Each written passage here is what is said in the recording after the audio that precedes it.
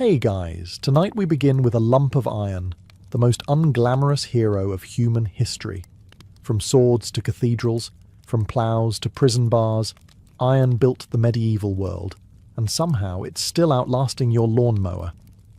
So before you get comfortable, take a moment to like the video and subscribe, but only if you genuinely enjoy what I do here. And let me know in the comments where you're tuning in from, and what time it is for you. It's always fascinating to see who's joining us from around the world. Now, dim the lights, maybe turn on a fan for that soft background hum, and let's ease into tonight's journey together. If you ever stroll through a medieval cathedral, take a good look at the ironwork, the bolts, hinges, gates, and railings.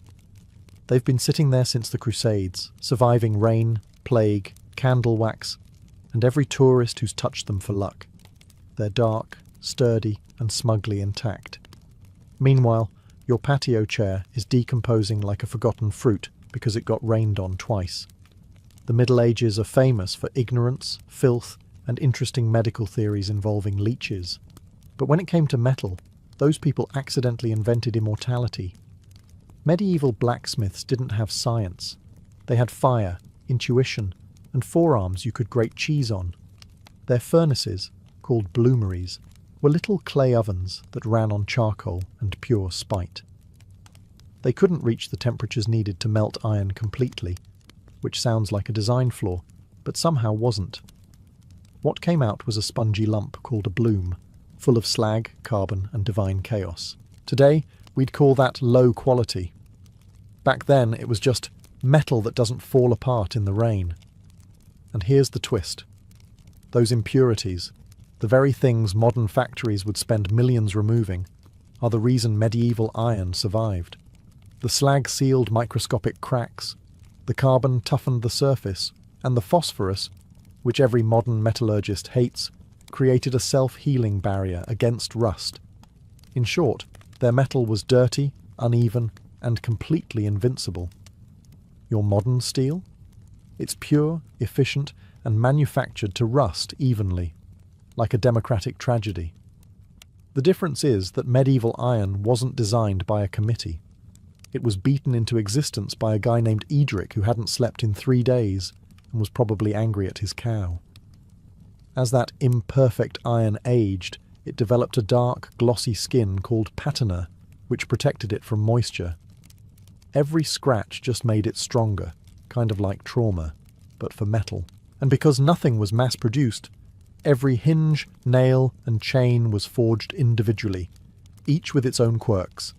Every strike of the hammer left behind microscopic variations, flaws, character, resilience. So when you see an 800-year-old iron gate outlasting your car's brake lines, remember this. It didn't survive because it was perfect.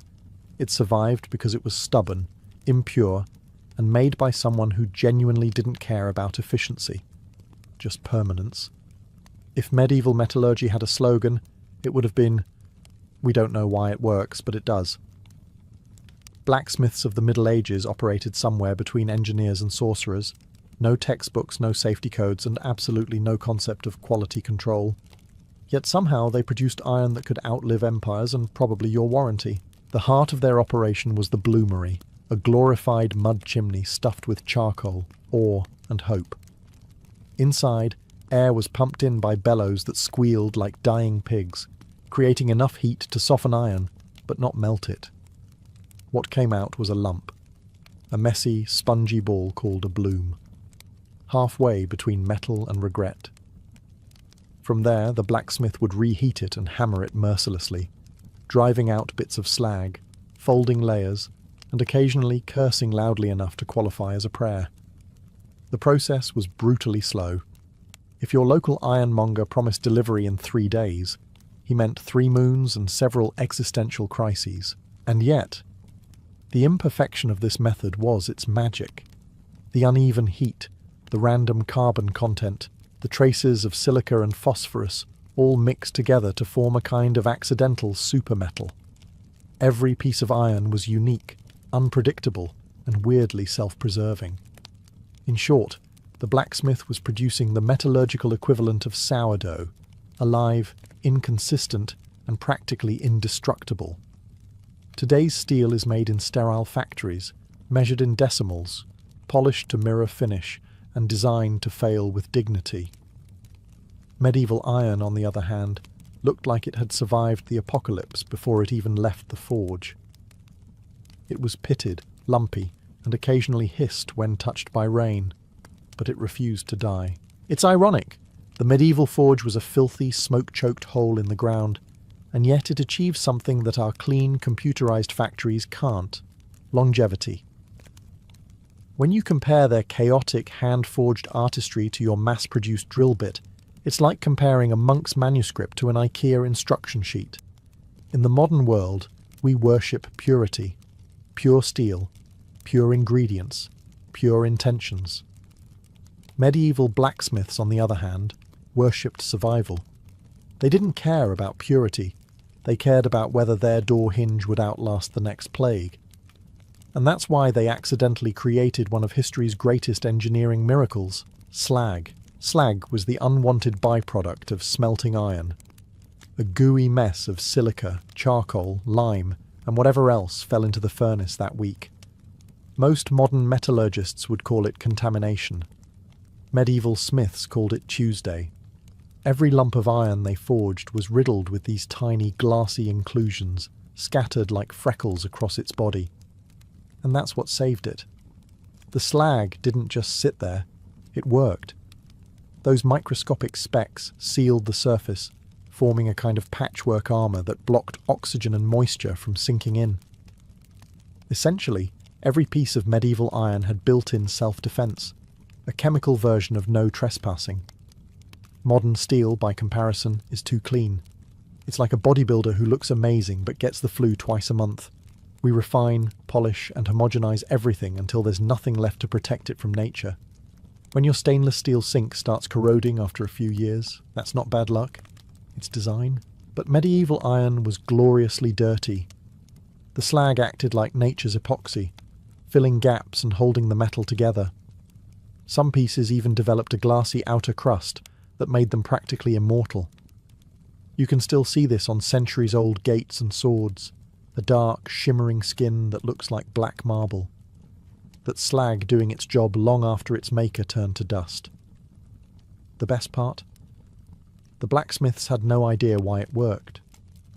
They thought the ore from certain regions was blessed, or that their forge smoke had mystical properties. They didn't realise they were running one of the most sophisticated corrosion resistance experiments in human history, by accident. So yes, medieval iron lasted for centuries because it was full of junk. Modern steel fails because it isn't.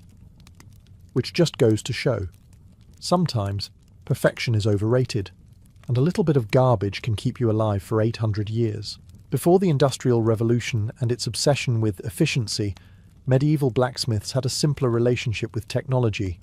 Hit it until it works, and if it still doesn't, hit it again, but angrier. Their furnaces weren't powered by coal or oil.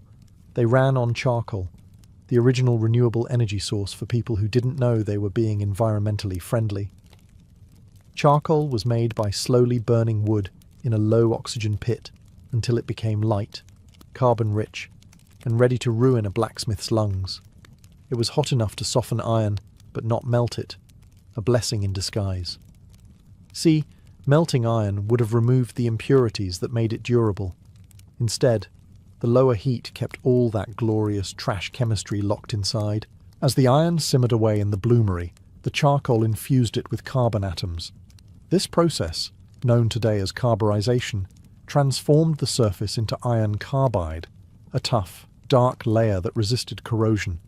To a blacksmith, it just looked like success. He didn't know carbon was bonding with iron.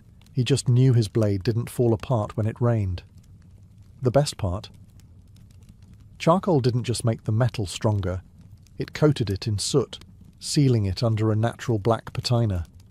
That patina didn't flake off like modern paint, it aged like a protective tattoo. You could scratch it, dent it, leave it outside for a century, and it would still look like it had stories to tell. Modern industry replaced charcoal with coke, a faster, hotter, cleaner fuel. It gave us shiny metal that looked great on factory floors and terrible anywhere else. By burning hotter, coke stripped out phosphorus and impurities, the very ingredients that made medieval iron immortal. Charcoal gave medieval metal its soul. Coke gave ours a midlife crisis.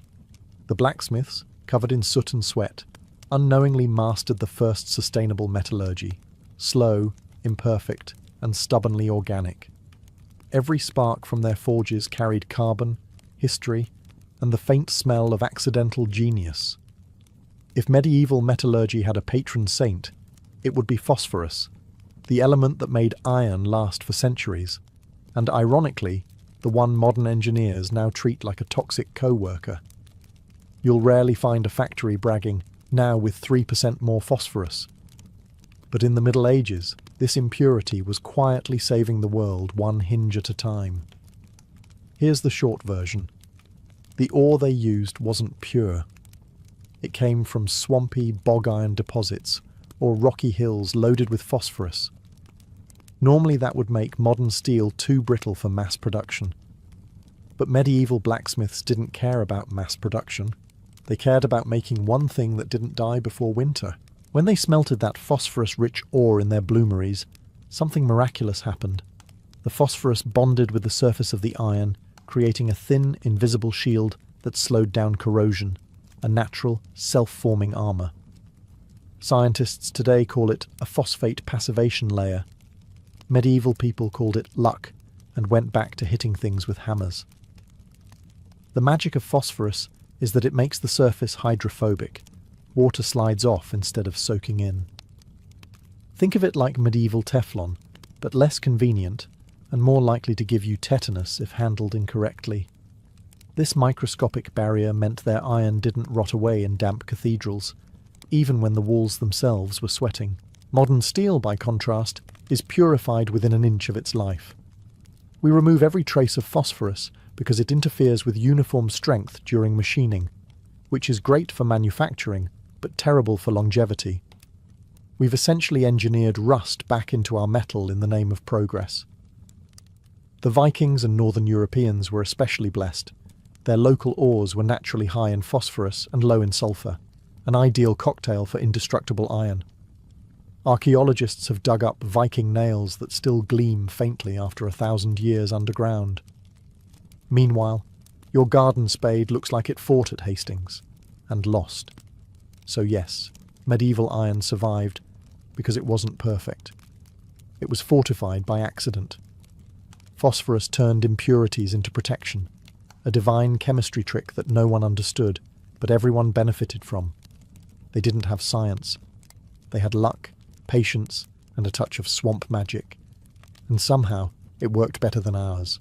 If medieval Europe's ironwork was impressive, India's ancient metallurgy basically rolled up its sleeves and said, "Hold my crucible."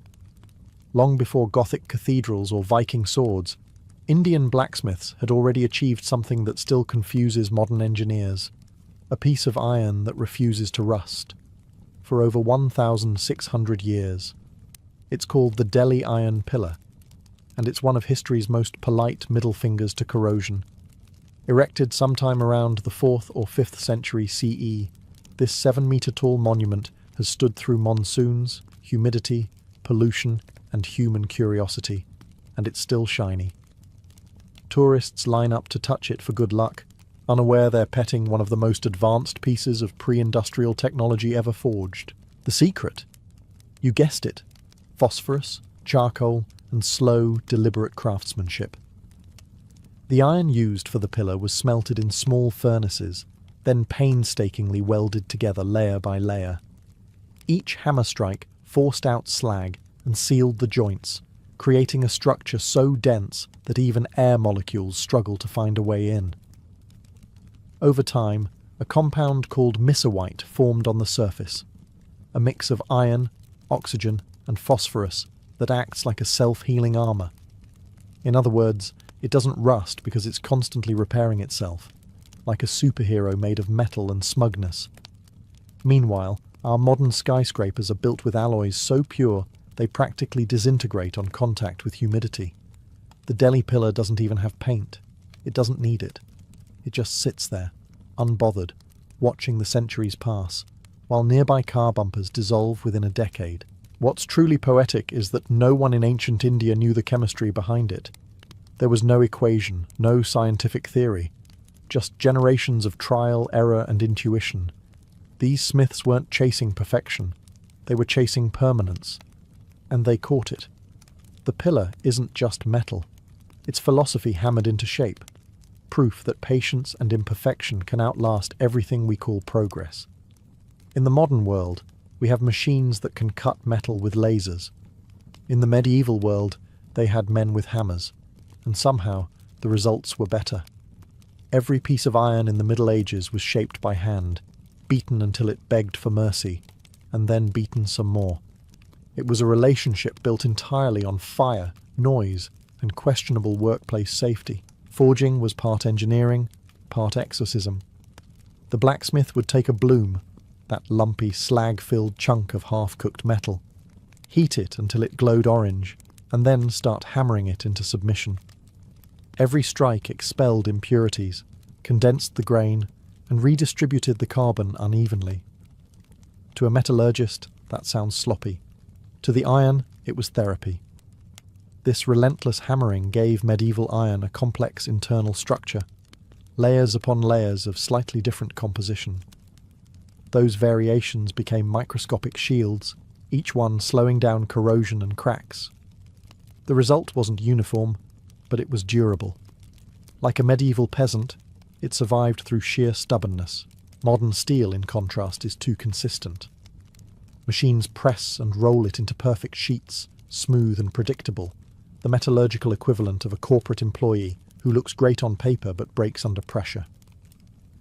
Medieval iron had character. It was dense in some spots, soft in others, and full of secrets. If it bent gracefully. When it rusted with dignity. The blacksmith's forge was more cathedral than workshop. Sparks flew like prayers. The anvil sang with every strike, and the iron literally breathed, expanding, contracting, becoming alive. Each hammer blow was a heartbeat. The smith wasn't just shaping metal, he was convincing it to exist. And maybe that's why their iron lasted. Every hinge, sword, or chain carried a little piece of its maker's madness, the kind that can't be replicated by automated rollers or quality control spreadsheets. When you hold a piece of medieval iron, you're holding something that remembers being born in fire and violence, and somehow came out patient. Your modern wrench, on the other hand, was born in a factory, raised by robots, and will die of moisture exposure before the next tax season. To the medieval blacksmith, iron wasn't just a resource, it was a living thing that needed persuasion. They believed every bar had a temperament, a will, even a mood. Some iron wanted to be a sword, some only ever agreed to be a horseshoe. You didn't just forge it, you negotiated with it. Modern engineers would call that superstition.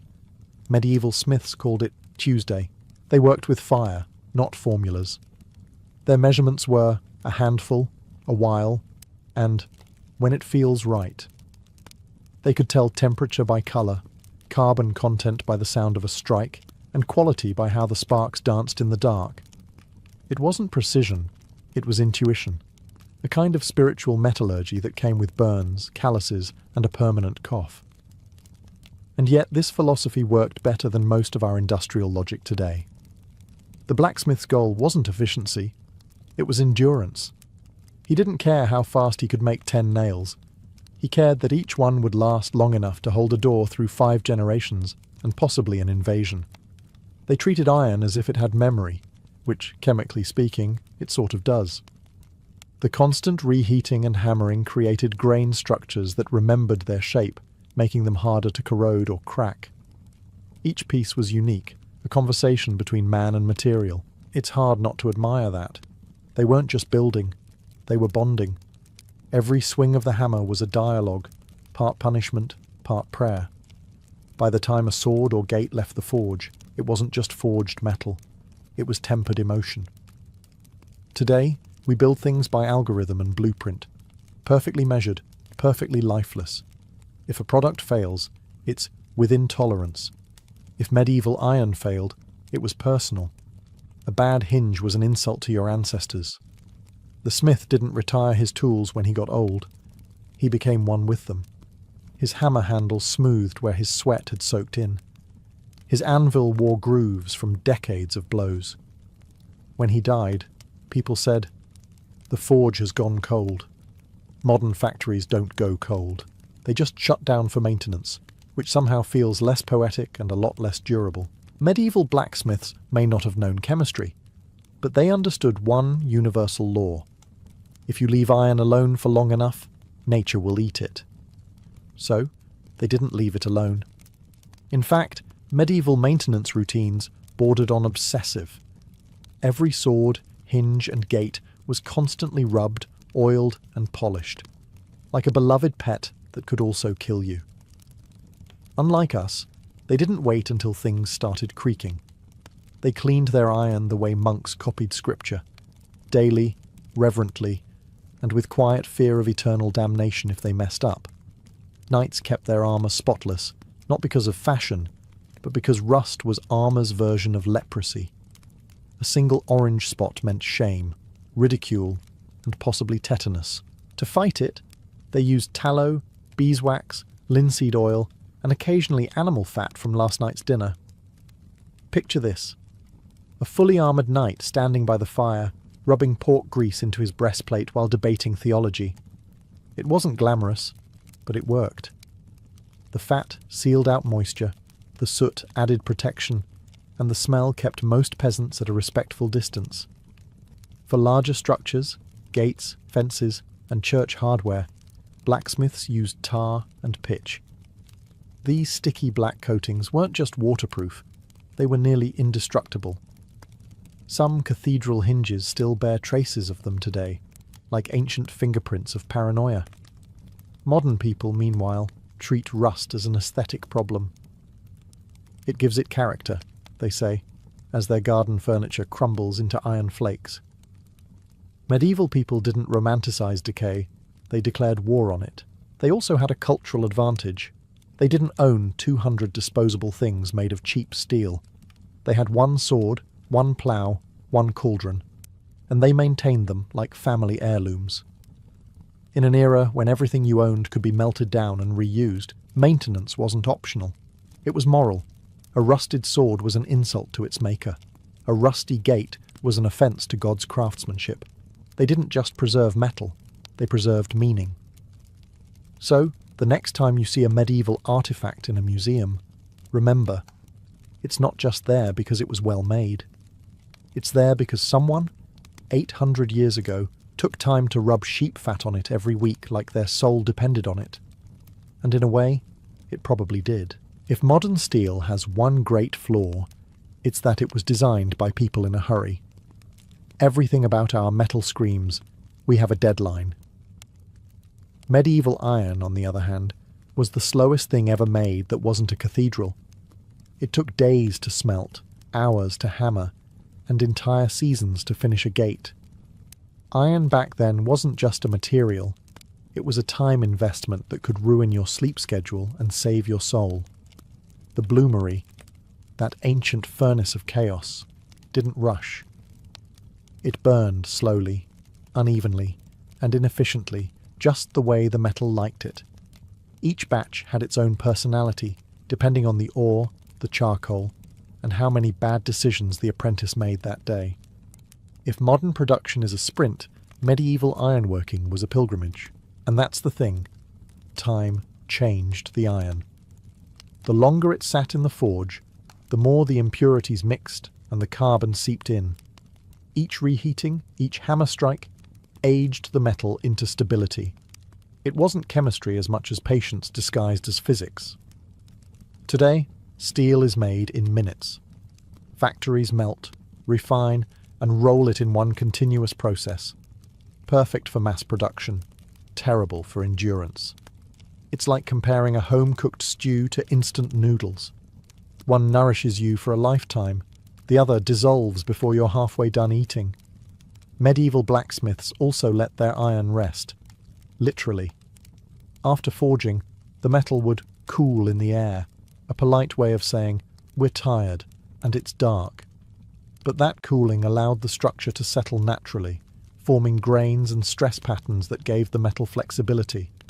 When a sword hit armour, it bent instead of shattering. When a gate weathered a storm, it flexed instead of cracking. They didn't have thermometers or metallurgical microscopes, but they understood rhythm, the tempo of iron. You worked with it, not against it. Our modern age loves shortcuts. Faster production, thinner coatings, cheaper alloys. But every shortcut comes with a timer. The medieval blacksmith didn't build for speed. He built for eternity. So, yes, your shovel rusts in 2 years because it was born in a world that no longer believes in time. Their iron survived centuries because it was forged in one that did. By the time the Industrial Revolution rolled in, humanity decided that handcraft was overrated. The age of soot, steam, and spreadsheets had arrived, and with it, the slow death of indestructible iron. What had once been a sacred act of forging became a factory process powered by profit margins, not hammers. The result? Faster, cheaper, shinier metal that rusts like wet bread. Factories replaced blacksmiths, and the blast furnace replaced the bloomery. It could burn hotter, melt faster, and refine iron to near purity, which sounds like a good thing until you realize that pure iron rusts faster than a moral politician. By purging out the phosphorus, slag, and carbon that medieval smiths had accidentally left in, we also purged out the very chemistry that made their iron last for centuries. In the old days, every bar of metal had character, streaks, layers, imperfections that protected it. Now, industrial steel came out identical, predictable, and depressingly mortal. It was the metallurgical equivalent of processed cheese, smooth, cheap, and guaranteed to go bad faster than you expected. The New World didn't have time to care. Steam engines, ships, and railways demanded tons of metal, not longevity. If something broke, you didn't fix it, you replaced it. The blacksmith's art of patience was traded for production schedules and quality control charts. The forges that once glowed red with craft now glowed white-hot with deadlines. And the irony? The refined iron that fueled the Industrial Revolution literally corroded the machines that made it. Railway bridges had to be repainted constantly. Ships rusted faster than they sailed. Factories built to last a century were crumbling before the ink dried on their blueprints. The age of progress had officially declared war on itself, and nature was winning.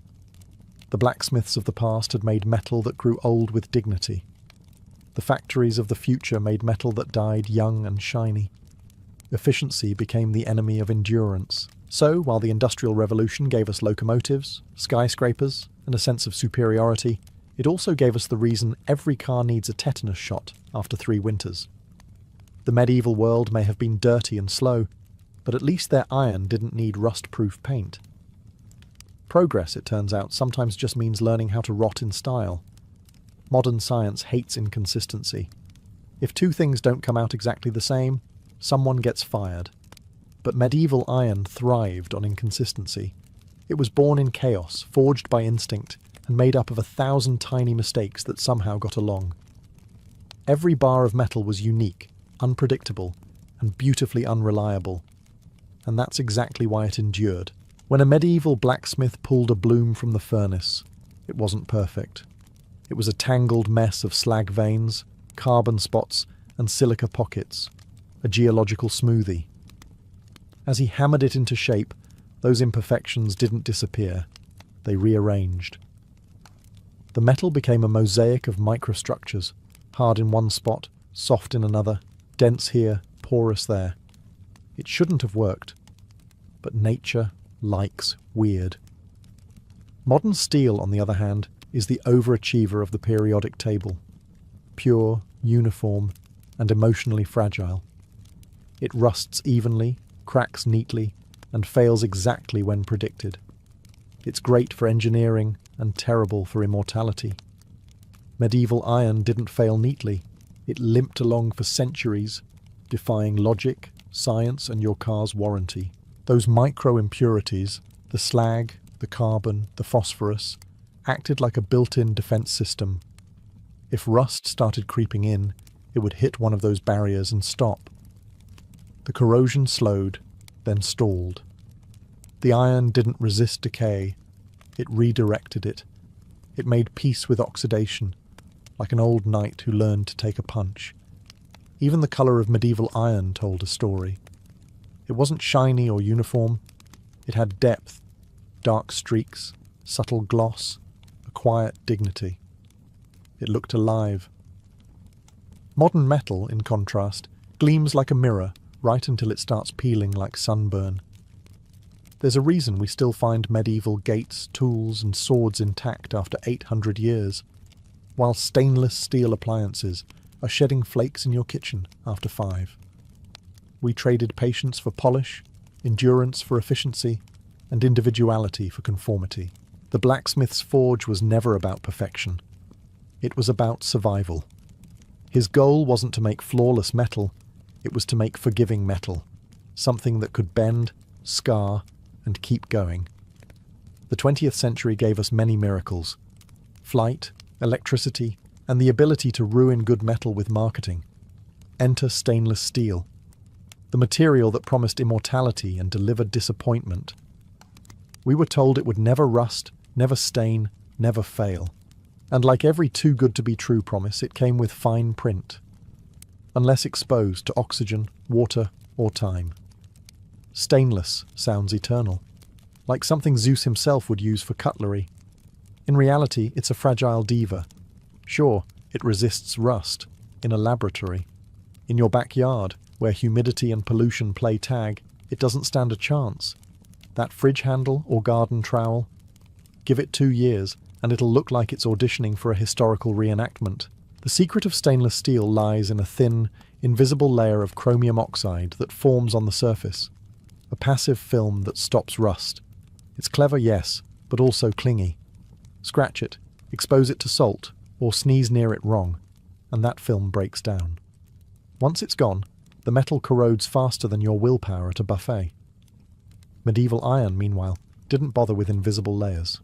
It built its protection into its very structure. Impurities, slag, and carbon that fought corrosion from within. No coating, no lies, just chemistry and stubbornness. Stainless was invented in 1913 by metallurgists chasing modern perfection. They wanted metal that looked clean and required no maintenance, because nothing says progress like getting lazy about upkeep. It worked. Sort of. Stainless steel is perfect for scalpels, sinks, and shiny kitchen aesthetics. But compared to medieval iron, it's a high-maintenance celebrity with a skincare routine that costs millions. Here's the irony. The term stainless doesn't even mean won't stain. It means stains less. It's a linguistic sleight of hand, like calling a medieval dungeon ventilation optional. Medieval blacksmiths never called their work rust-proof. They knew it would age, darken, and change. And that was the point. Their iron didn't fight nature. It cooperated with it. Stainless steel tries to outsmart nature and ends up losing every rainy season. If you ever want to humble yourself, compare a medieval blacksmith's life work to your IKEA bookshelf.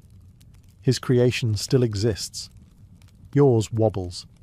Somewhere between the 13th century and the age of same-day shipping, humanity forgot the difference between building something and manufacturing something. The medieval forge wasn't a workshop. It was a philosophy.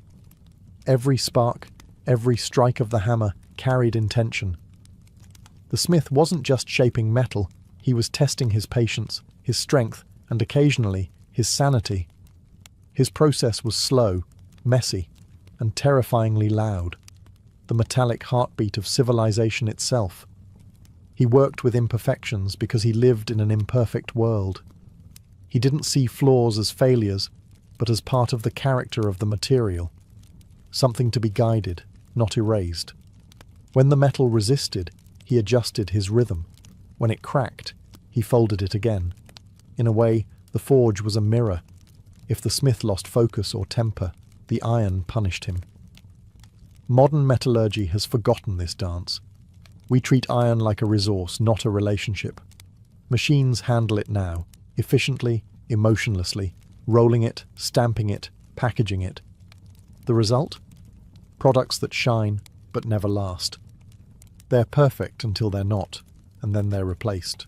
The medieval smith would have been horrified, not at the technology, but at the attitude. To him, crafting metal was an act of humility. You didn't conquer nature, you collaborated with it. The iron came from the earth, the fire from the forest, the air from your own breath. It was all part of a cycle, one that modern progress has proudly paved over. Even the blacksmith's tools reflected patience. His hammer wore down over decades, his anvil became smoother with age. He didn't throw them away. He adapted to their new form, the way his apprentices adapted to his temper. Nothing in his world was disposable. Today, we build things that outlive our attention span but not our lifetime. The smith built things that outlived dynasties, so maybe the lesson isn't about metallurgy at all. It's about mindset. The blacksmith didn't strive for new.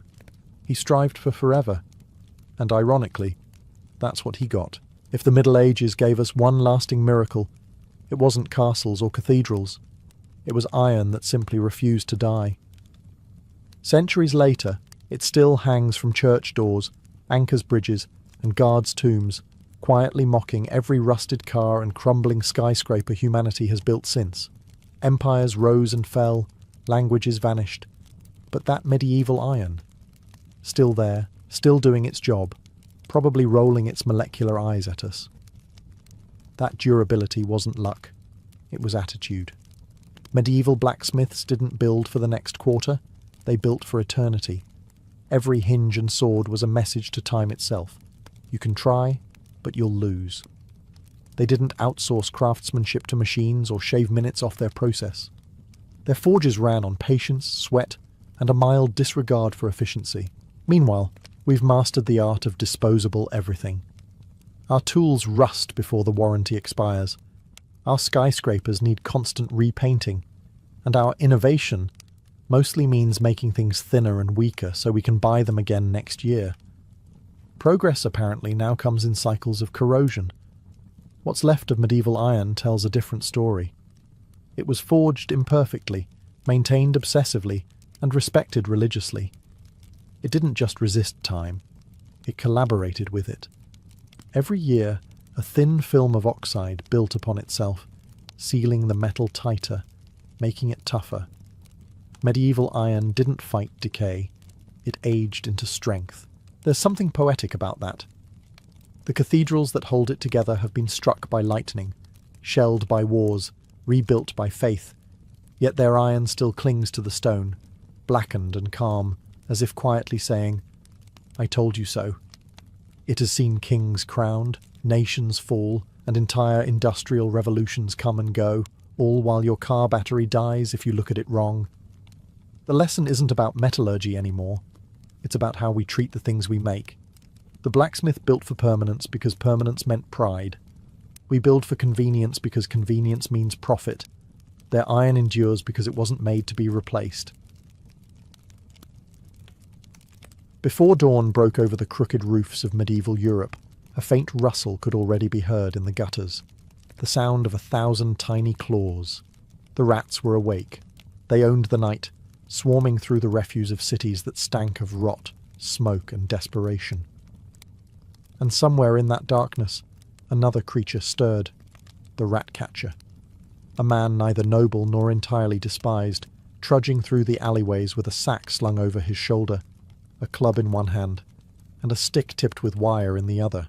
He wasn't a hero, but he was necessary. In an age when the plague moved unseen, riding on the backs of vermin, a rat-catcher was the only one standing between survival and pestilence.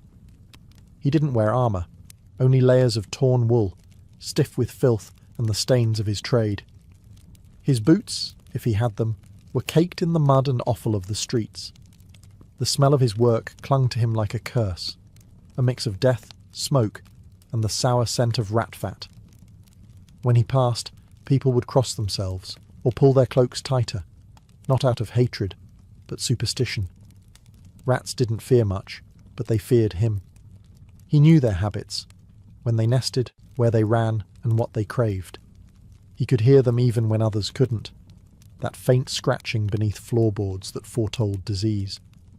He followed the sound like a bloodhound, crouching in silence before striking with unnerving precision. One crack of his stick, one twitching body, and a dozen others scattered into the dark. Yet, the rat-catcher's life was a gamble. One nick from a flea-ridden carcass could mean death within a week. His profession carried no honour, no protection, and no reward worth dying for. But hunger made a man inventive. The towns needed him, even if they pretended not to.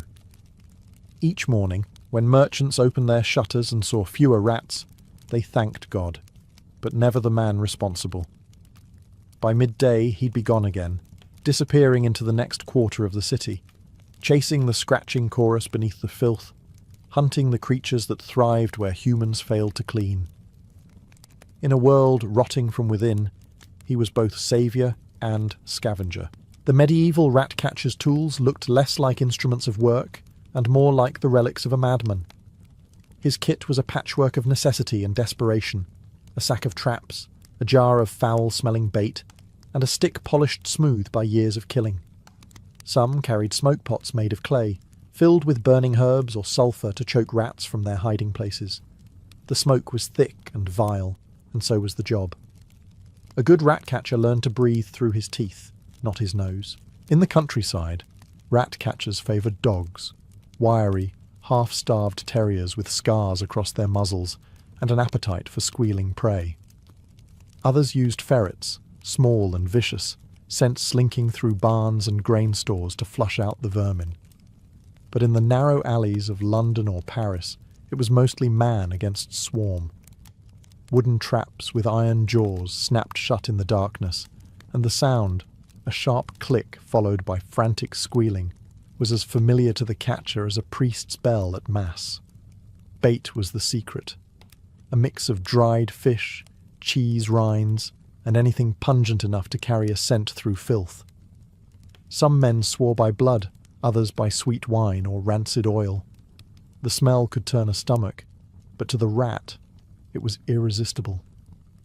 The catcher would scatter crumbs and sit motionless, waiting in the dark, his stick poised like a knight's lance.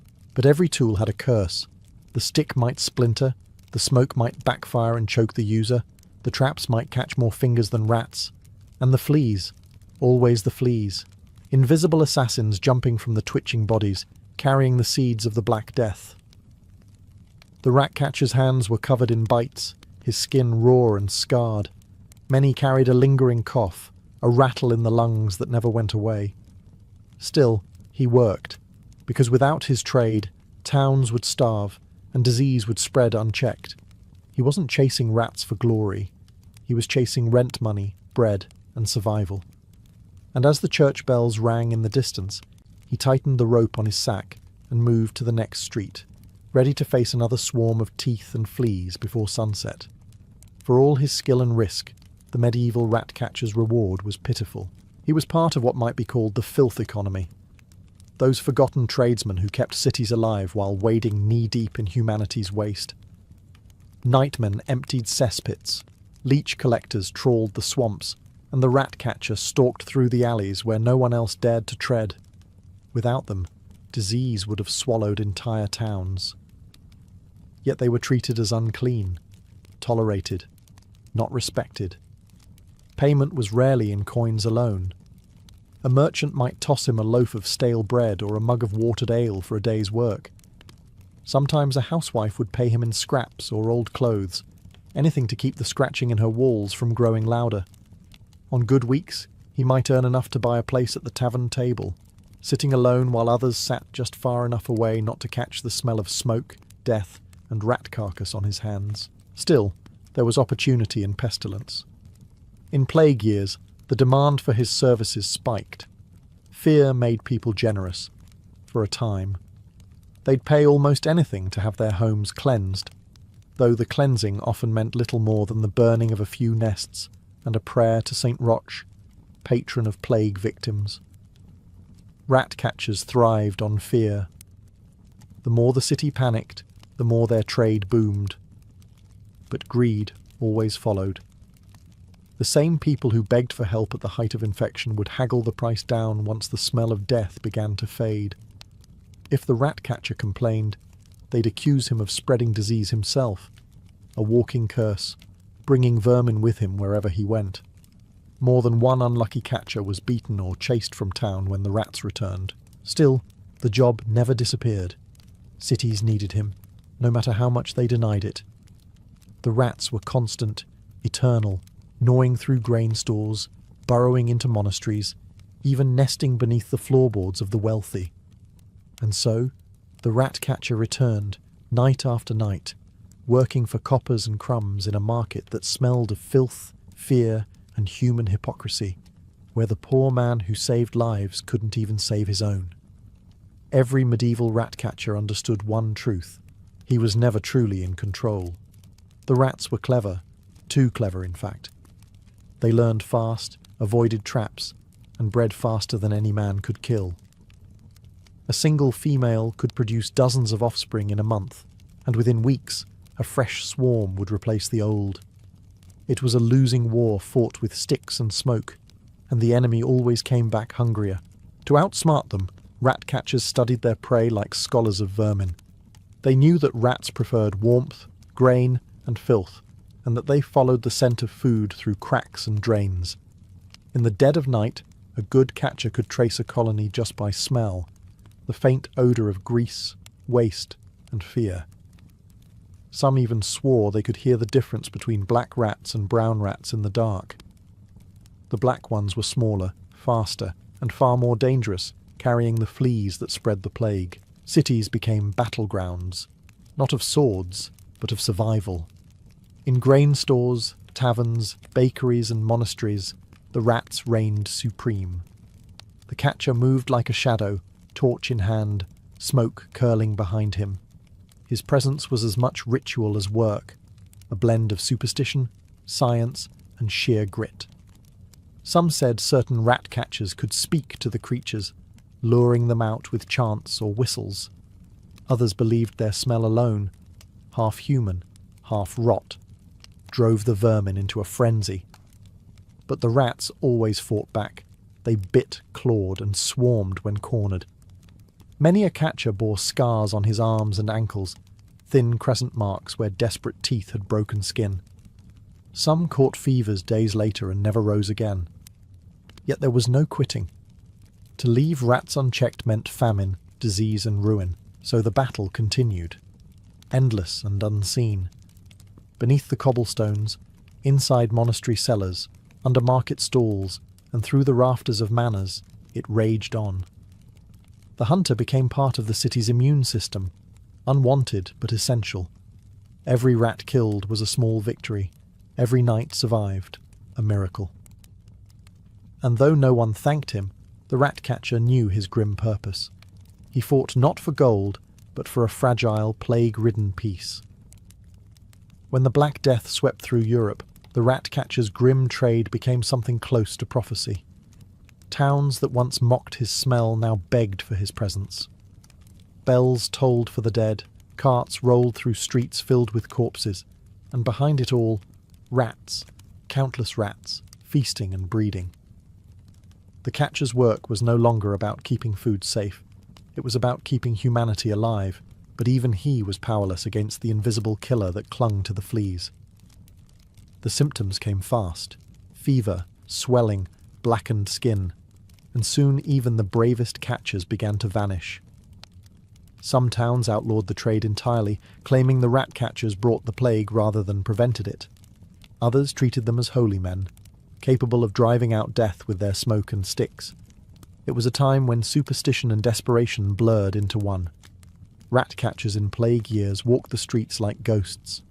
Wrapped in rags and drenched in vinegar, they stuffed herbs into their nostrils and muttered prayers to Saint Sebastian, patron of plague sufferers. They burned nests by the dozen, using sulphur and pitch until the air turned thick with poison. Rats fled in every direction, down drains, across rooftops, even over corpses, and the catcher followed, relentless. For some, the job became a kind of madness. Surrounded by death and isolation, they began to believe the rats spoke, that the vermin carried not just disease, but messages from hell itself. Chroniclers of the time wrote of catchers who dreamed of black rivers of rats, of gnawing teeth whispering in the dark. Whether delirium or guilt, it haunted the men who survived. Yet, without them, whole towns would have fallen faster. When the plague retreated, leaving streets empty and silent, the rat-catcher remained, weary, half-mad, and poorer than ever. He had faced death daily, and still, he had nothing to show but scars, and the faint, lingering stench of smoke and ash. In the end, the plague years proved what few wanted to admit. Civilization was always one rat away from collapse, and the man most despised, the filthy catcher in the alley, was perhaps the only one who truly understood that truth. Every seasoned rat catcher had his secrets. The work wasn't just strength and luck. It was cunning, timing, and an understanding of fear. Rats, after all, were cleverer than most men gave them credit for. They remembered smells, recognized patterns, and could sense danger. To trap them, the catcher had to think like one. He learned to move quietly, to read the signs, droppings near a flour sack, teeth marks on wood, the faint shuffle behind a wall. He'd sprinkle flour across a floor to see tiny footprints by morning, revealing where the creatures passed in the night. He'd bait traps not with abundance, but scarcity, a single piece of meat left untouched for days, until the rats grew bold enough to trust it. Patience was as vital as any weapon. Many catchers developed their own concoctions of bait. One swore by a mixture of blood and beer, another by burnt bread soaked in oil. There were whispered recipes for poisons too, crushed herbs, deadly roots, and powders that worked slowly, so the rats wouldn't associate the food with death. The church frowned on such craft, calling it witches' work, but no priest ever came to help when the rats overran a granary. In some towns, the most cunning catchers used music. They'd whistle or hum as they worked, believing the vibrations unsettled the vermin. Others carried charms or wore talismans carved from rat bones, convinced it kept them safe from disease. Whether superstition or coincidence, every catcher had his ritual before a hunt. He might spit 3 times before lighting his smoke pot, or cross himself twice when entering a cellar. The line between faith and habit blurred easily when your life depended on luck, and yet, despite the filth and danger, some men found pride in the craft. They'd display their kills at the town square, rows of limp tails nailed to a post like trophies. The crowd would grimace but still gather to count them, secretly grateful. It was proof that someone was fighting the hidden war beneath their feet. The rat-catcher knew he'd never be honoured in song or story. But when he emptied his traps and watched the vermin burn, he found satisfaction in silence. His victory wasn't applause. It was the brief, rare sound of a quiet street. No matter how vital his work, the medieval rat-catcher lived as an outsider. Society needed him, but never wanted him close. He walked invisible lines between survival and stigma, accepted only when desperation forced open the city gates. Once the rats were gone, so was his welcome. Children threw pebbles and called him Rat Devil. Tavern keepers made him drink alone, if they let him in at all. Priests frowned when he entered church, as though sin clung to his coat. Even beggars shied away, not out of pride, but fear. The rat-catcher reeked of smoke, sweat, and rot. He was a reminder of everything the townsfolk pretended didn't exist. Still, he knew things others didn't. He knew the secret paths beneath the city, where water and waste met. He knew whose cellars were clean, whose grain was rotting, whose homes echoed with scratching in the walls. Knowledge like that carried power, the kind that made mayors whisper and merchants pay under the table. Some catchers used that leverage wisely. Others became extortionists, releasing a few captured rats to remind a miserly client of his need for service. And then there were the whispers. People claimed rat catchers consorted with witches, that they brewed potions from rat bones or summoned swarms to curse their enemies. A few leaned into the myth, donning black cloaks or carrying carved staffs to terrify those who mocked them. Fear was as good as payment. Despite the insults, some townsfolk grew oddly fond of their local catcher. He was the man who braved sewers no one else would enter, who risked plague for pennies, who turned filth into safety. When plague returned or famine struck, they sought him out again, the same man they'd spat at a week before. But fame, in his world, was a curse.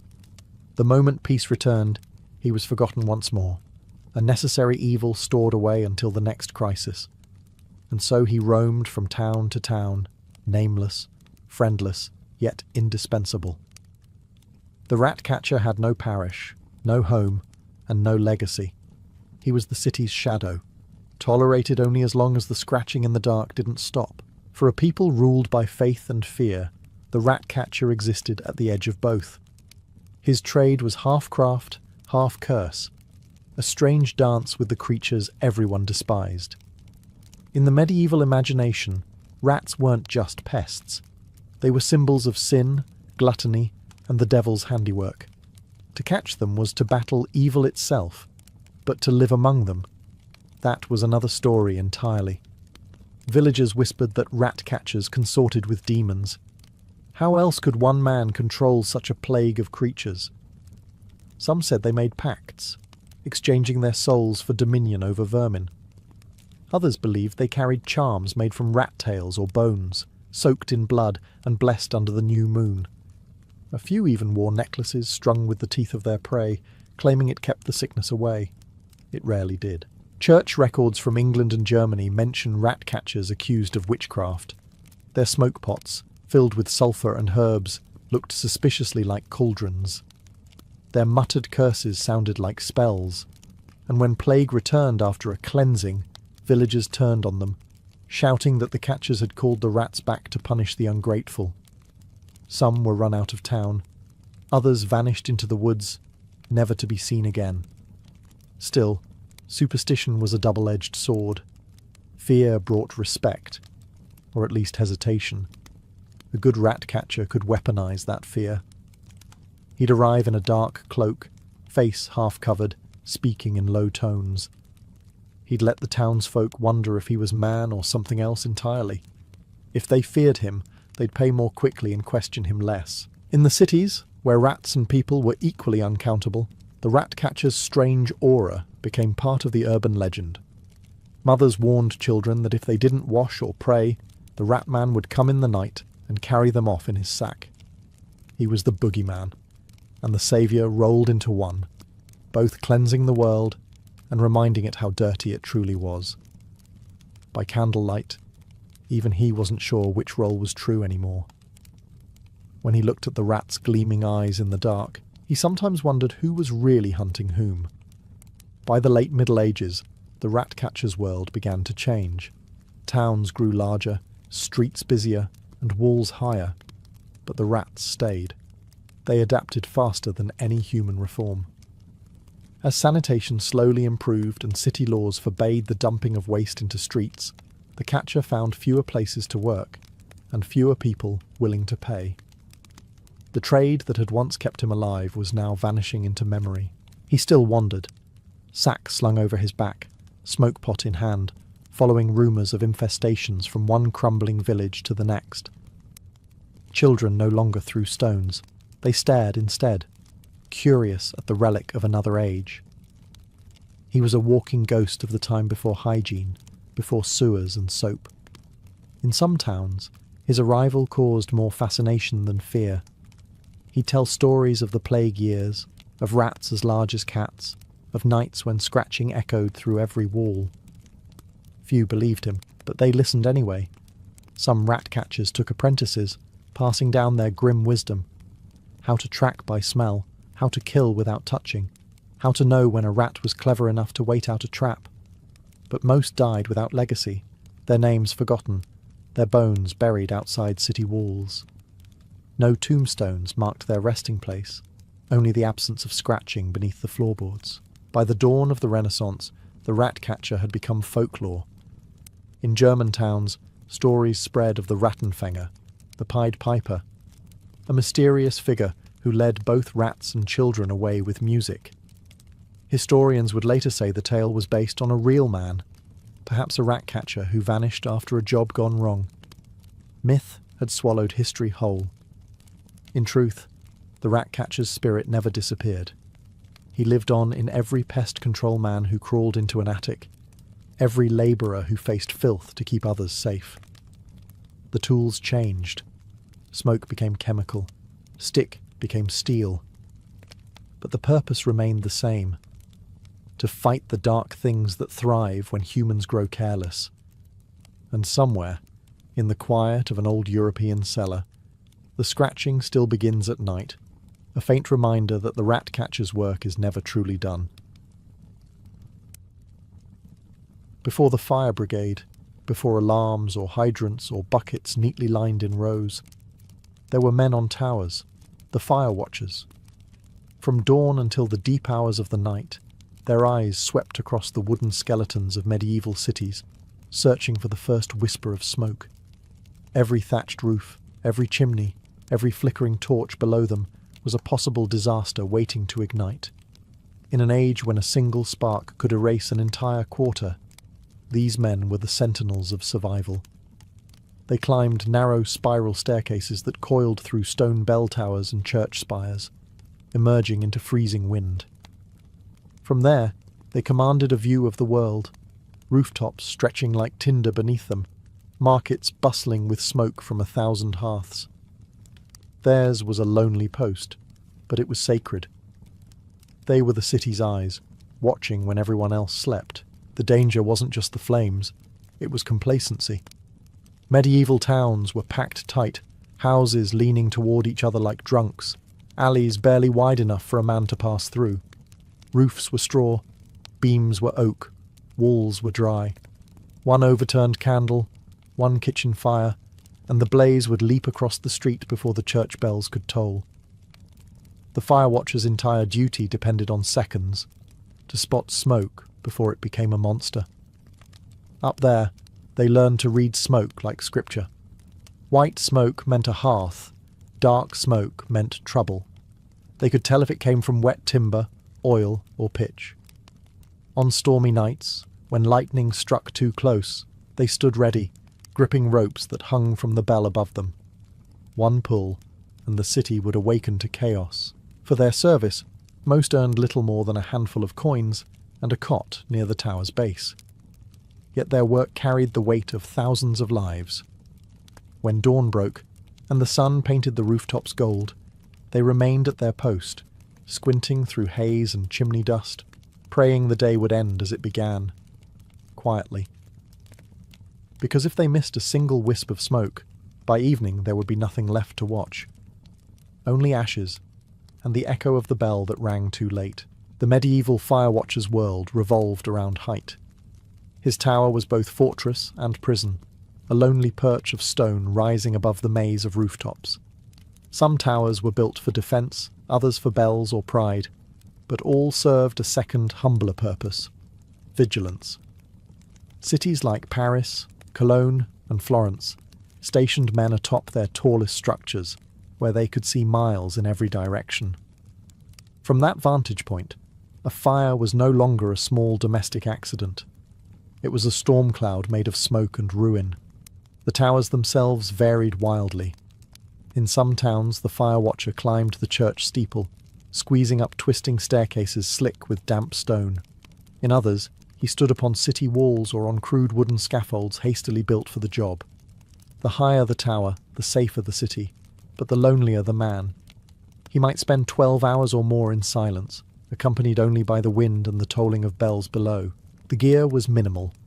A spyglass, if he was lucky, a horn or bell rope, a lantern, and a wool cloak to fight the cold.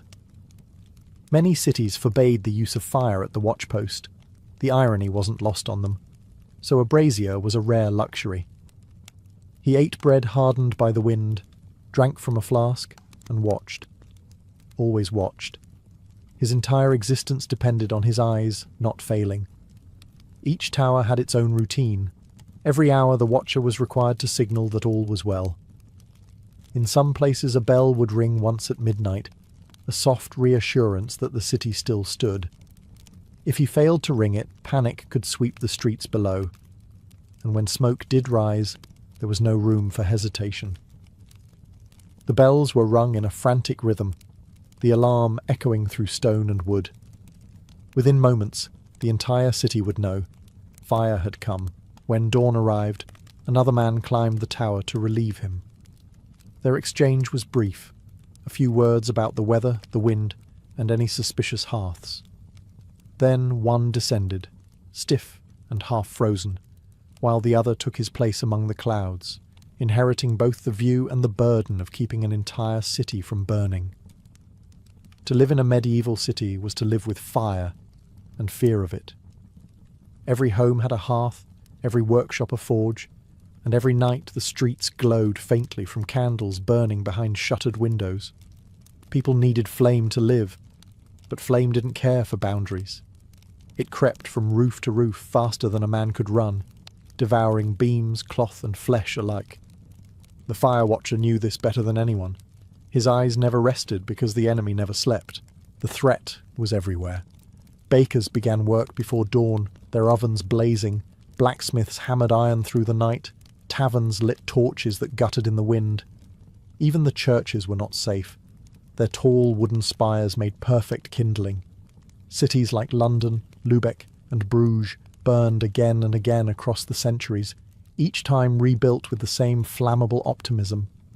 And each time, the fire watchers stood helpless, as wind carried the inferno faster than bells could ring. They developed a sixth sense for disaster, a wisp of smoke that lingered too long.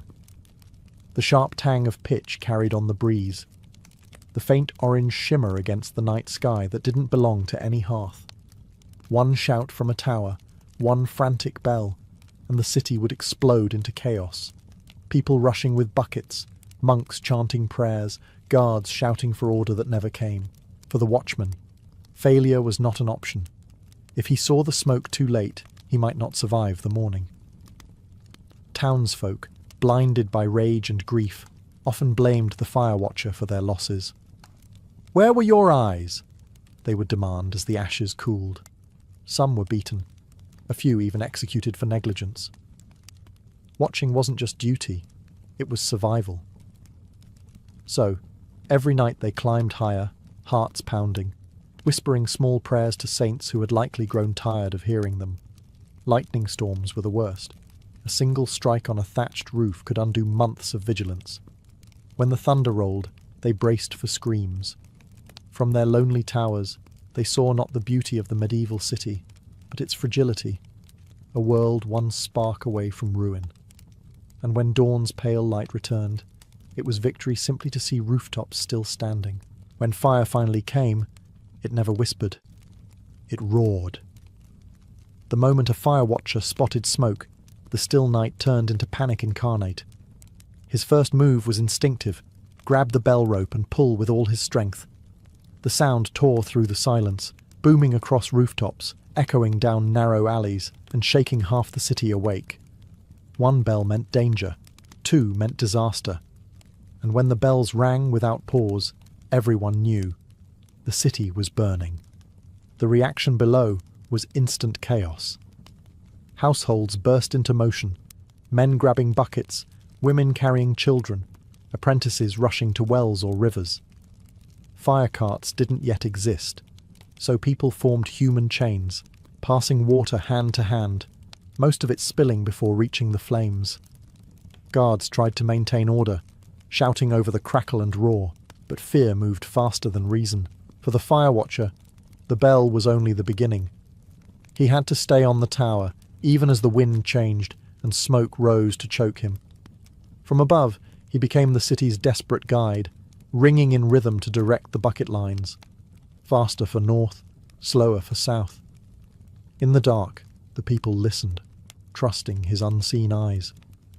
He could see where the fire leapt from roof to roof, where the wind pushed sparks toward the market square or the cathedral. His heartbeat matched the bells, steady and furious. Below, the streets glowed red.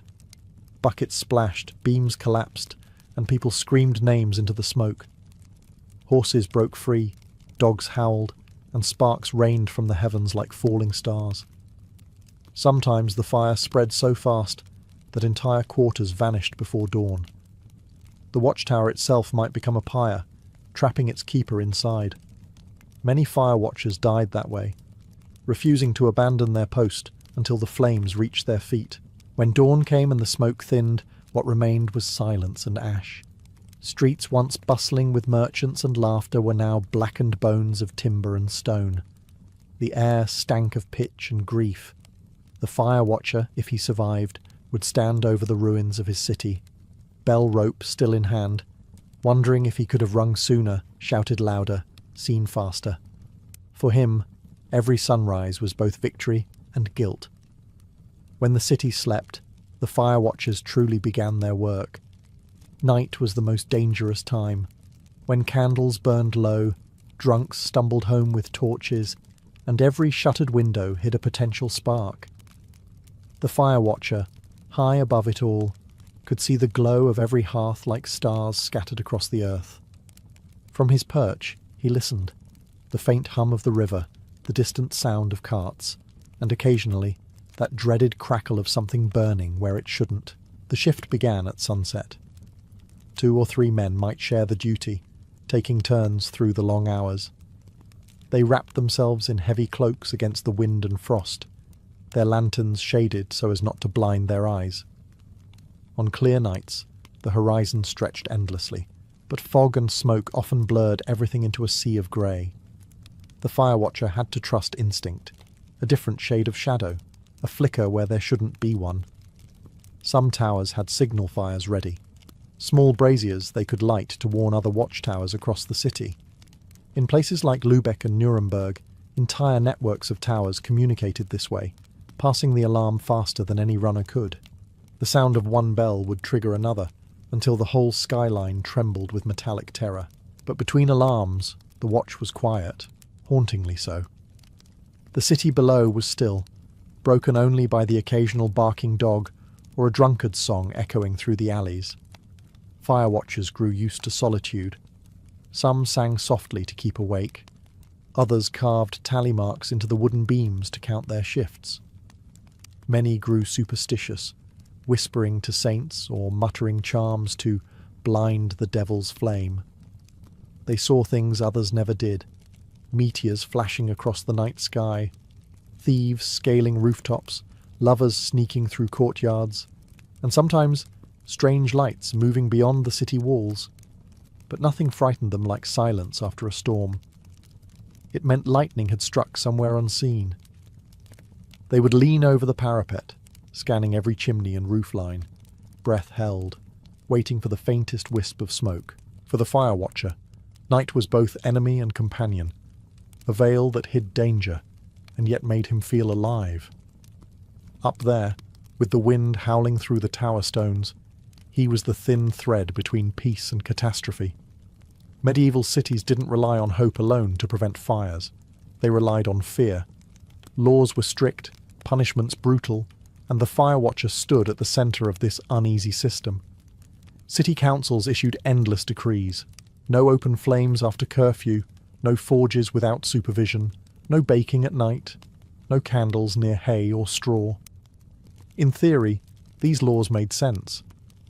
In practice, they made everyone nervous, especially when a single mistake could lead to public humiliation or worse. If a blaze broke out, the fire watcher's first duty was to identify where it began. Once the flames were under control, if they ever were, officials would question the residents of that home.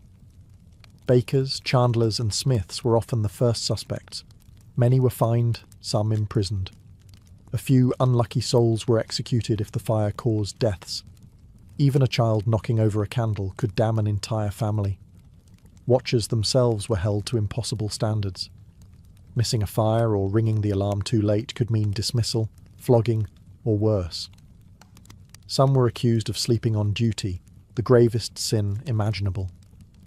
In certain towns, a negligent watchman would be forced to stand publicly beside the ruins, a bell around his neck, while townsfolk cursed and spat at him. It was justice by humiliation, a warning to the next man who thought to close his eyes. Cities also kept fire wardens who roamed the streets after dark, checking chimneys and enforcing curfews. The fire watchers coordinated with them from above, shouting warnings or tossing small stones to catch their attention when smoke rose where it shouldn't. Together, they formed an uneasy alliance between vigilance and paranoia, the city's immune system against its own carelessness. But fear had its limits. The laws were written by nobles who lived in stone manors, not wooden houses. The poor couldn't afford safer building materials or multiple hearths, so they risked the flames nightly. The fire watcher understood this better than anyone. He saw the same slums burn again and again, the same families lose everything while officials blamed sinful negligence. To the city fathers, fire was a moral failing. To the fire watcher, it was just reality. The price of warmth in a world built entirely out of things that burned. When the bells rang and the sky glowed red, there were no engines, hoses, or uniforms. Only people. Medieval firefighters were not professionals, but whoever could be roused in time. The fire watcher's alarm was their battle cry. Bakers, smiths, monks, and guards would drop everything to join the fight, armed with nothing more than leather buckets, wet blankets, and blind courage. Every city had its crude fire plan. Wells and water barrels were scattered through the streets, and men formed chains, passing buckets from hand to hand in frantic rhythm. The water rarely reached its target intact. Most spilled onto cobblestones or into open mouths, gasping for air. Others used sand or vinegar, anything that might smother the flames. Hooks and long poles were used to tear down burning roofs, sacrificing houses to save the block. It was chaos disguised as coordination. The fire watcher remained above the inferno, still ringing, shouting directions to those below. He was their eyes in the smoke, calling out which streets burned worst, or where the fire jumped the river. Sometimes his voice was lost in the roar, and the people worked by instinct alone, fighting not to save the city, but themselves. There were no rewards for bravery, only scars. Men collapsed from smoke, women fainted from exhaustion, and entire families joined the effort to save their homes. Priests walked among them, holding up crosses against the fire, sprinkling holy water that hissed uselessly on the coals. It was as much a spiritual battle as a physical one, a war between light and darkness, sin and survival. When the fire finally died, the survivors sat amid the wreckage, faces blackened with soot, hands blistered. The fire watcher descended from his tower, eyes red, lungs aching, too tired to speak. He would walk the ruins in silence, counting the cost of what he had seen from above. Streets where children had played that morning now reduced to grey dust. No medals awaited them. No songs were sung. By dawn, they'd begin again, rebuilding with the same flammable timber and straw, knowing another fire would come someday. But when it did, the bells would ring again, and flesh-and-bone firefighters would rise from the ashes once more. To be a fire watcher was to live half a life. Always awake, always waiting, never truly at peace. The city below might celebrate festivals, hold markets, and sing songs, but high above it all, the watcher stood apart. His world was wind and stone, smoke and silence. Even when no fire burned, he carried the memory of flames in his mind, the heat that seared, the screams that echoed, the smell that never truly washed away. The job demanded endurance. Nights on the tower were freezing in winter, sweltering in summer. Rain soaked through cloaks, wind howled through cracks, and frost turned ropes stiff as bone. Sleep came in stolen minutes, and meals were often cold bread eaten with numb fingers. Many watchers grew sick from the exposure, lungs burned by smoke, joints twisted by damp air, eyes strained from endless squinting into the horizon. Few lived to old age, and yet they endured. Partly from duty, partly from necessity. Most were poor men, hired for meagre pay because no one else wanted the post.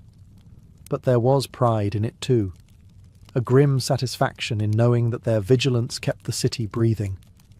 The people below might never thank them, but they relied on them completely. Each safe night was a silent victory. Still, the loneliness gnawed. Fire watchers were often seen as strange, touched by the solitude. Some turned to drink, others to prayer. A few spoke of seeing things that weren't there: phantom fires, ghostly figures walking rooftops, the faces of those they'd failed to save flickering in the smoke.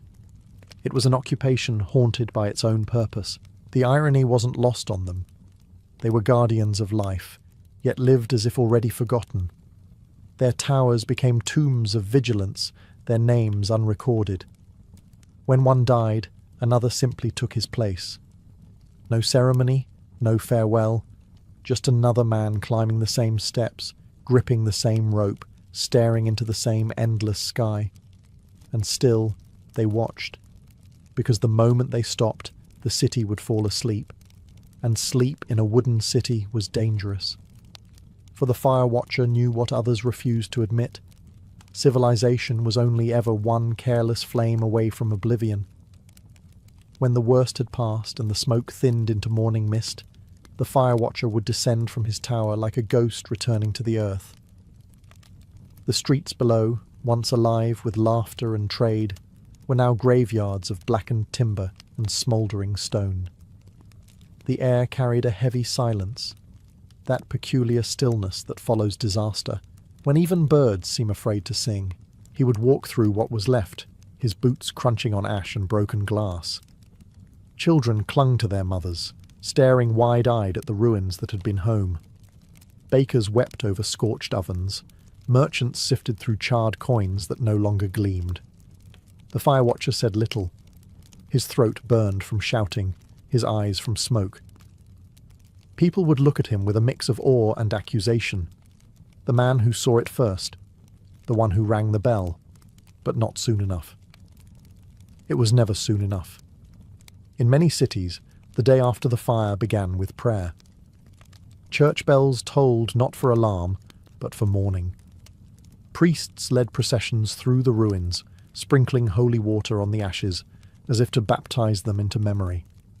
Officials tallied the dead and drafted new fire ordinances, promising once again that this would never happen again. It always did. The fire watcher often returned to his tower by sunset.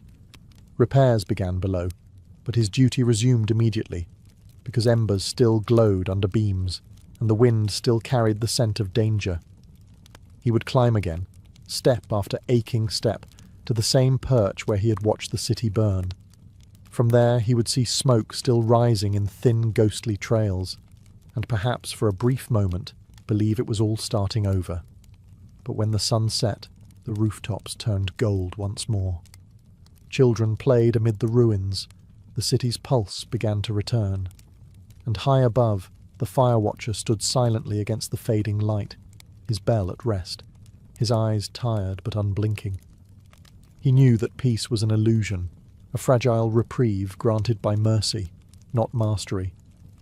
For the medieval city was a candle in the dark, and he its trembling flame, flickering, vigilant, and forever one breath away from being snuffed out. By day, Dodge City looked like any frontier settlement. Dusty streets, clapboard saloons, horses tied to rails, and a courthouse trying its best to look respectable. But when the sun sank below the Kansas plains, the city changed its face. Lanterns flickered to life, piano keys clanged through open windows, and the faint perfume of whiskey, sweat, and sin drifted through the air. This was the other Dodge, the one the preachers warned about, and the cowboys dreamed of on the trail. Along the infamous south side of Front Street, where the law's lantern burned dim, stood the red light district, a place where pleasure and survival danced hand in hand. Brothels, saloons, and gambling dens lined the muddy road, each doorway glowing crimson from the soft oil lamps hung above them. Inside, men laughed too loudly and drank too hard, hoping to drown the ghosts that followed them west. The women of Dodge were called many names: soiled doves, painted ladies, scarlet angels. Society spat the words like curses, but behind the sneers lay dependence. Without them, Dodge's economy would have collapsed. These women kept the money flowing when the cattle drives stopped. They bought food, paid rent, and spent what cowboys earned faster than the saloon keepers could pour another drink. Many of them came from hard luck, widows, runaways, or women simply too poor to survive any other way. They were as much a part of Dodge's frontier fabric as the gunslingers and gamblers. Some worked in small cribs, one-room shacks lit by lanterns, while others earned their keep in the grander parlour houses, where lace curtains and piano music tried to disguise the trade. Marshal Bat Masterson and Sheriff Wyatt Earp could keep order in the streets, but even they knew better than to stir too deeply into the red light maze. The town's vices were too profitable, too essential. Everyone, from the barkeep to the banker, benefited from what went on behind those closed, lamplit doors. When the night wind blew across the plains, carrying the sound of fiddles and laughter, Dodge City pulsed like a living thing, wild, dangerous, and beautiful. In that district of flickering red light, the frontier's heart beat fastest, where law ended and lust began. They were the backbone of Dodge City's night economy, the so-called soiled doves. Behind the lace curtains and the smoky glow of lanterns, these women turned desire into a business, their beauty a fleeting currency in a town that ran on hunger and gold. But to survive here meant more than charm. It required cunning, endurance, and a willingness to play a dangerous game in a city ruled by men with guns and tempers. Most of the women had come west, chasing the same dream as the cowboys, freedom and fortune. Some were abandoned wives, others orphans or farmers' daughters, who ran away from nowhere towns. A few had once worked as singers, waitresses or laundresses, before hardship drove them into the red light trade. Whatever their past, Dodge didn't ask questions. The moment they stepped into the district, they became part of its machinery, nameless, essential, and disposable. There were classes among them too. The lowest worked in cribs, tiny, bare rooms with a bed, a wash basin, and just enough space for business. These women earned little and aged fast. Those with luck or charm found places in the parlour houses, where the furniture was velvet, the whiskey finer, and the clientele wealthier. Here, the women were expected to sing, dance, and flirt as much as to entertain, sophistication sold as much as skin. Some rose to fame within Dodge, becoming local legends. Big Nose Kate, companion of Doc Holliday, once worked the district before following him down the outlaw trail. Others, like French Mary and Squirrel Tooth Alice, were as well known as any gunslinger. They were sharp-tongued, quick to laugh, and quicker to draw a knife if a client forgot his manners. But beneath the rouge and perfume was exhaustion. Disease, violence, and heartbreak claimed most before they reached 30. Respectable society refused to bury them within city limits, so the Boot Hill Cemetery filled with nameless graves marked only by wooden crosses. Still, the soiled doves kept the town alive. Their earnings paid the musicians, the bartenders, the shopkeepers, even the preachers who condemned them on Sundays. And when the cattle herds arrived each spring, the cowboys didn't head for church. They rode straight for the red lights of Dodge. In Dodge City, virtue might have been scarce, but business was booming. The red light district wasn't just a den of vice. It was an economic engine disguised in perfume and sawdust. Every coin that clinked across a bar or slipped beneath a petticoat found its way back into the town's veins. The saloon owners, gamblers, and even the lawmen all had a stake in the dance of money and sin. Cowboys were the lifeblood of it all. After months of driving cattle across endless plains, they arrived in Dodge half mad with exhaustion and cash. The moment they were paid, their pockets burned. They hit Front Street in waves, first the saloons, then the gambling halls, and finally the brothels.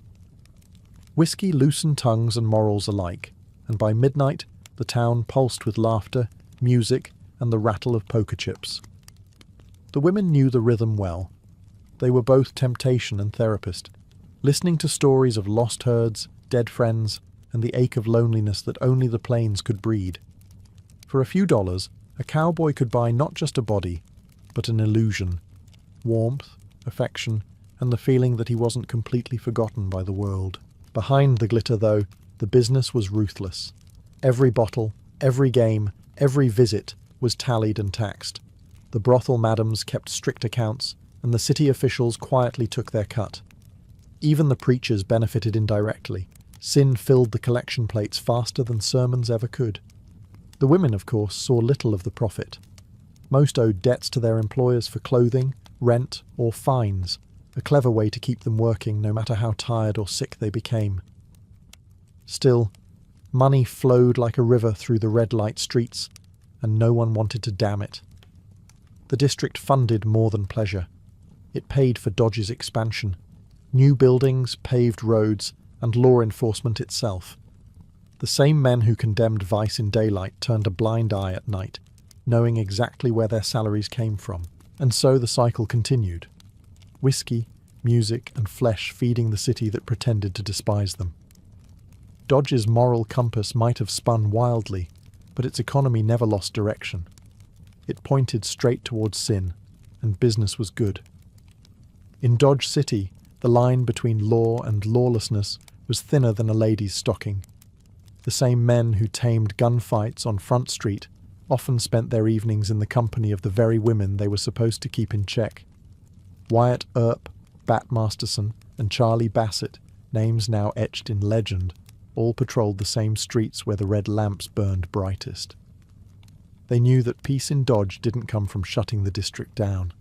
It came from keeping it just under control. The brothels operated with a silent understanding. Pay your fees, keep your girls from starting trouble, and the law would look the other way. Some madams even hired off-duty deputies as guards, ensuring both protection and cooperation. The arrangement suited everyone. The lawmen got their drink and comfort, the city got its revenue, and the women got just enough safety to survive another night. But things could turn ugly fast. Cowboys drunk on whiskey, and pride often challenged the rules, picking fights with gamblers, or worse, with the women themselves. That's when the peacekeepers earned their pay. A single pistol shot could end a brawl in seconds, the echo bouncing off the saloon walls, while the piano player kept playing, pretending not to notice. For all their stern talk about order, even the lawmen weren't immune to the charms of the district. Many formed genuine relationships with the soiled doves, brief, passionate affairs that blurred the line between duty and desire. Wyatt Earp himself was known to keep company with women of the trade, a fact that didn't tarnish his legend nearly as much as his enemies hoped. In Dodge, everyone understood. Morals were flexible when the whiskey was good and the company better. The women, too, learned how to navigate the balance of power. A kind word to the right sheriff could make a fine disappear. A favour to a deputy could keep a rowdy cowboy out of her room. They wielded their influence not with guns, but with wit, and it often proved deadlier. In the end, law and lust were partners in Dodge's dance. The marshals may have worn the badges, but when the lanterns glowed red, it was the women who truly ruled the night. If the soiled doves were the heartbeat of Dodge's red light district, the madams were its iron spine. They were women who had clawed their way out of the cribs and shacks, trading youth for power and poverty for influence. Behind every painted door and flickering lantern stood a woman who ran her house like a general commanding troops. Stern, shrewd, and utterly unflinching. Madams like Dora Hand, Nellie Bessie Earp, and Miss Kitty Leroy turned brothels into small empires. Dora, once a dance hall singer, became one of the most beloved women in Dodge, generous, elegant, and respected even by the toughest cowboys. Kitty, known for her temper and her pistol, could shoot and gamble as well as any man. She ran her parlour with velvet gloves, and a revolver beneath them. These women dealt in pleasure but demanded respect. Their word carried more weight than most mayors. Running a brothel required more than charm. A madam had to balance the books, keep her girls safe, and maintain peace with both the law and the church. She paid the police to inspect her establishment, bribed reporters to keep names out of the papers, and made quiet donations to the local orphanage, an act that soothed consciences on both sides of town. Inside the parlour houses, life was carefully staged. Red velvet curtains, polished brass lamps, and perfumed air masked the reality of the trade. Musicians played waltzes, gamblers dealt cards, and laughter filled the rooms. But behind the glamour was exhaustion. The madams kept strict schedules, girls worked in shifts, earnings were split, and debts tallied with precision. Anyone who broke rules faced fines or dismissal. Still, many women saw the madams as saviours. They offered food, protection, and a place to sleep, luxuries rare for women alone in the West. Under a madam's roof, a girl might at least live another year, and yet the life was fragile. A bad fire, a violent client, or one jealous rival could erase everything overnight. Still, the madams endured. They built empires from dust, carved respect from hypocrisy, and held their own in a world made for men. In Dodge City, they didn't just sell dreams, they owned them. When the cattle drives thundered into Dodge, the red light district braced for the storm. Hundreds of dusty, sunburned cowboys flooded the streets, pockets heavy with pay and minds hungry for escape. After months on the trail eating beans and sleeping under stars, Dodge City was heaven, loud, bright, and sinful. The men had 3 priorities: whiskey, women, and winning a hand of poker before dawn. They came from Texas, Colorado, and the Dakota Plains. Boys barely out of their teens, hardened by miles of dust and death. They rode into town whooping and hollering, spooking horses and frightening respectable folk who quickly locked their doors. By nightfall, they filled every saloon and brothel from Front Street to the outskirts. The piano players never stopped, neither did the bottles. The cowboys spent their wages fast. $10 at the bar, 20 at the card table, and whatever was left behind the curtained doors upstairs. The soiled doves waited by the stairways in satin dresses and feathered hair, greeting them with practiced smiles and soft laughter. For a few brief hours, these men could forget the loneliness of the plains, the graves of their friends, the endless silence, the scent of cattle and sweat. Here, there was perfume, warmth, and the illusion of affection. The nights were loud, sometimes violent. Fights erupted over cards, women, or spilled whiskey. Pistols flashed, chairs broke, and lawmen waded in swinging. But for most, it was a ritual, a release after months of discipline on the trail. The next morning, they'd be broke, hungover, and half in love with a woman whose name they'd already forgotten. Yet the cowboys and the soiled doves shared an unspoken bond. Both lived hard, short lives shaped by the frontier's brutality. They understood loss, endurance, and the need to live fast before fate caught up. When a cowboy died in a barroom brawl or a stampede, the women mourned him quietly. Some even followed the funeral processions to Boot Hill, standing apart, veiled, as the dirt fell. By the time the next herd came through, the cycle began again. The same songs, the same faces, the same hunger. Dodge City lived and breathed through those nights, its pulse measured not in law or order, but in the laughter of cowboys and the sighs of the women waiting upstairs. Dodge City's red light district thrived on pleasure, but it was built on danger.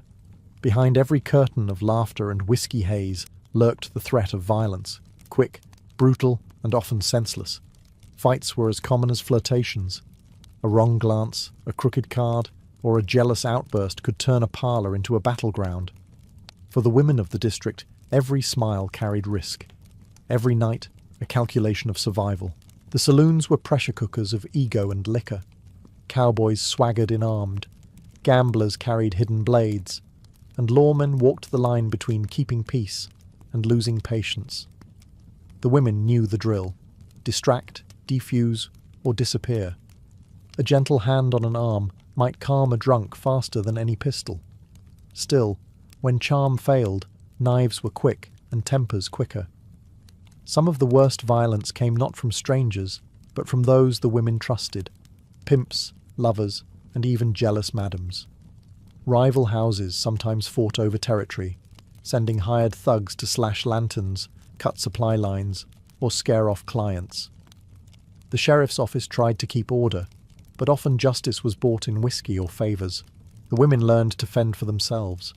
Many kept pistols under their pillows or razors in their garters. Disease added another layer of fear. The brothels carried the unspoken plague of the frontier: syphilis, consumption, and the slow, wasting illnesses that medicine couldn't cure. City doctors made good money treating the women, though they rarely treated them kindly. Churchmen preached repentance, but few offered charity. The women turned instead to each other, forming tight circles of loyalty and vengeance. When one girl was hurt, the others remembered, and revenge in Dodge was never slow. The fire patrols and marshals treated the district as both necessity and nuisance. They couldn't close it, the money was too good. But they kept one eye open. Patrols walked the alleys with lanterns ready for trouble. Fights were broken up, corpses dragged to the undertaker, and by dawn the streets were scrubbed, the blood washed away. By sunrise, Dodge looked peaceful again. The lamps were out, the curtains drawn, and the city's respectable citizens stirred as if nothing had happened. But beneath that thin layer of civility, the embers of sin and violence smouldered, waiting for night to wake them again. For every coin spent in Dodge City's red light district, someone in town was praying for its damnation. The church bells rang as fiercely as the saloon pianos played, and the moral crusaders of the frontier made it their mission to clean up Dodge. Yet for all their sermons and public outrage, even the most righteous citizens knew, without sin, the city would starve. The newspapers printed pious condemnations in one column and advertisements for whiskey and dance halls in the next. Ministers thundered from their pulpits about the wrath of God, while quietly accepting the donations of brothel madams who financed orphanages and church repairs. It was an open secret. The red light district paid for the town's salvation. Preachers and reformers often targeted the women, not the men. Fallen angels, they called them, urging repentance while ignoring the ranchers, lawmen, and businessmen who visited those same houses nightly. Some reform groups tried to close the brothels, claiming moral duty, but the city council hesitated. Too many pockets were lined with vice money: the mayors, the sheriffs, even the undertakers. Every dollar that passed through the red lamps eventually made its way into respectable hands. A few ministers took their war to the streets. They marched into the district with hymn books and fire in their eyes, calling the women to abandon sin and embrace the Lord. But the soiled doves knew better. For many, repentance meant starvation. There were no second chances for a woman with a past, only judgment. Some mocked the preachers, others simply shut the door and went back to work. Ironically, the madams often did more for the poor than the churches did. They paid for medicine, funded burials, and took in orphaned children from the very men who had frequented their rooms. Their compassion was practical, not pious, an unholy charity that the town relied on, but refused to acknowledge. By day, Dodge City wore its Sunday face, the choir singing, the press preaching virtue. But when night fell, the lamps glowed red again, and the same moral guardians pretended not to hear the laughter echoing across the plains. Hypocrisy, like whiskey, flowed freely, and both kept Dodge running. By the late 1880s, Dodge City had begun to sober up. The wild cattle drives dwindled, the railroad brought families and merchants, and the once rowdy cowtown started pretending to be civilized. The famous gunfighters moved on, Earp to Arizona, Masterson to Denver, and with them went the chaos that had defined the city's glory days. But as the gun smoke cleared, the red lights along Front Street began to dim. The city fathers, eager to attract respectable business, turned on the district that had built their fortunes. New laws banned prostitution inside city limits, though everyone knew the girls simply moved a few streets farther south. Saloons were forced to close earlier, gambling was restricted, and reformers celebrated what they called the cleansing of Dodge. Yet those who had lived through its wildest years understood the truth. The city's heart was being carved out in the name of respectability. Many of the women vanished as suddenly as they had appeared. Some followed the trail of sin westward to Denver or San Francisco. Others faded into anonymity, their names lost to the prairie wind. A few tried to start new lives, seamstresses, cooks, even wives. But the past clung to them like perfume. Dodge had used them, loved them, and forgotten them, all in the same breath. The brothels were torn down one by one, their red lanterns extinguished. The grandest of them, Dora Hand's parlour, burned to the ground not long after her death, as if the city itself wanted to erase the memory of its lustful youth. In their place rose churches, schools, and neat white homes, monuments to virtue built on foundations laid by vice. Yet the ghosts of the red light district never fully left. Travellers still whispered about the women who once ruled the night, their laughter echoing through time. The legends of Dodge's doves became part of the myth of the Old West, tragic, romantic, and half forgotten. By the time the electric lamps replaced oil lanterns, the glow of sin had faded into nostalgia.